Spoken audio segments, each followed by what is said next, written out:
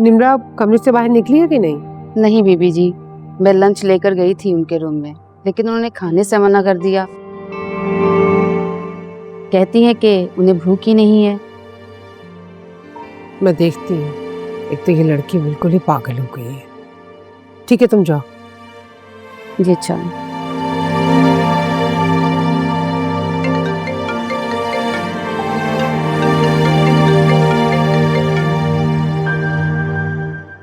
Hello फिरदौस, खैरियत है ना? ठीक नहीं हूँ, बहुत बड़ी परेशानी हो गई है। अरे क्या हुआ है, बताओ तुम फौरन आओ कहाँ कहाँ हूँ मैं?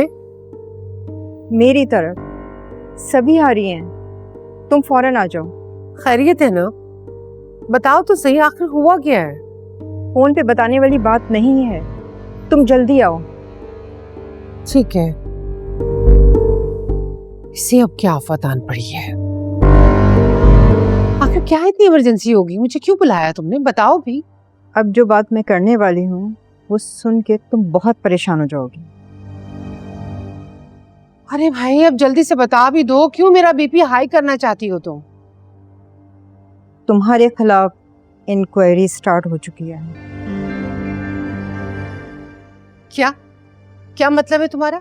एक्साइज डिपार्टमेंट में मेरे एक जानने वाले हैं, उन्होंने बताया है कि तुम्हारे खिलाफ गबन और धोखाधड़ी की इन्वेस्टिगेशन स्टार्ट हो गई है।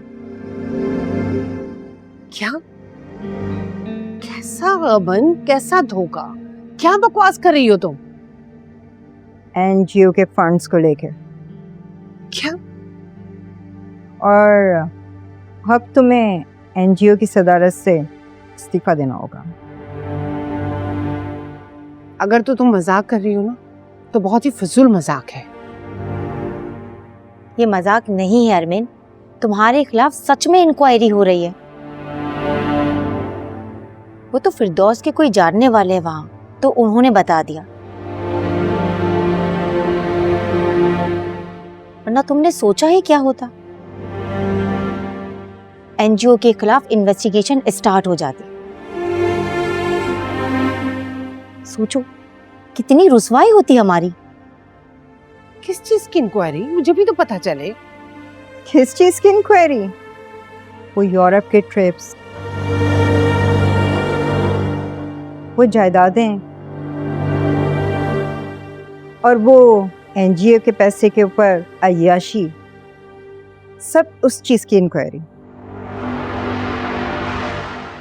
एक बात बता दूं मैं तुम्हें, अगर ये इंक्वायरी हो गई ना तो सारा कच्चा चिट्टा खुल जाएगा हमारा। आहिस्ता बोलो। मगर ये इंक्वायरी किसने करवाई है और तुम्हें कैसे पता चला, और क्यों करवाई है? और वो भी मेरी एनजीओ के खिलाफ, मगर क्यों? ये मुझे नहीं पता, लेकिन जो मुझे पता चला मैंने तुम्हें बता दिया। और मुझे नहीं लगता कि इसमें कोई दूसरी एनजीओ इन्वॉल्व है। जहां तक मेरी इंफॉर्मेशन है, तुम्हारे कोई अपने ही करीबी हैं जिसने ये सारी इंफॉर्मेशन उनको दी, और उनके पास सारा प्रूफ है। अब कल तुम एक प्रेस कॉन्फ्रेंस करोगी और उसमें एनजीओ की सदारत से तुम इस्तीफा दोगी। अब यही सूरत है एक बचने की। उसके बाद हम मामलात को सेटल करने की कोशिश करेंगे ताकि ये बात बाहर ना निकले। मैं ये नहीं करूंगी। मुझे सब पता है कि तुम कितने अरसे से इस चेयर के पीछे पड़ी हुई हो कि एनजीओ तुम संभालो, और मैं ऐसा हरगिज नहीं होने दूंगी। क्या अरविंद, ये क्या कह रही हो तुम? वही जो तुम सुन रही हो। और तुमने क्या कुछ नहीं किया इस सदारत के लिए। और तुम मुझे झूठी सच्ची कहानी सुनाकर तुम समझती हो कि मैं तुमसे डर जाऊंगी और तुम्हें सदारत की चेयर दे दूंगी। हरगिज नहीं। दिमाग खराब हो गया है तुम्हारा। शुक्र करो कि एनजीओ में से किसी ने आवाज नहीं उठाई, वरना जो कुछ तुम कर चुकी हो ना, तुम अब तक जेल में बैठी होती। थैंक यू मुझे धमकी देने के लिए। और मैं बेहतर जानती हूँ कि मुझे क्या करना है क्या नहीं करना। मुझे कोई डिक्टेट नहीं कर सकता। पागल हो गई ये। छोड़ो, खुद ही भुगतेगी। हमारा फर्ज था इसे बताना, अब आगे ये जाने और इसका काम। समझ में नहीं आ रहा क्या करेगी ये अरमीन।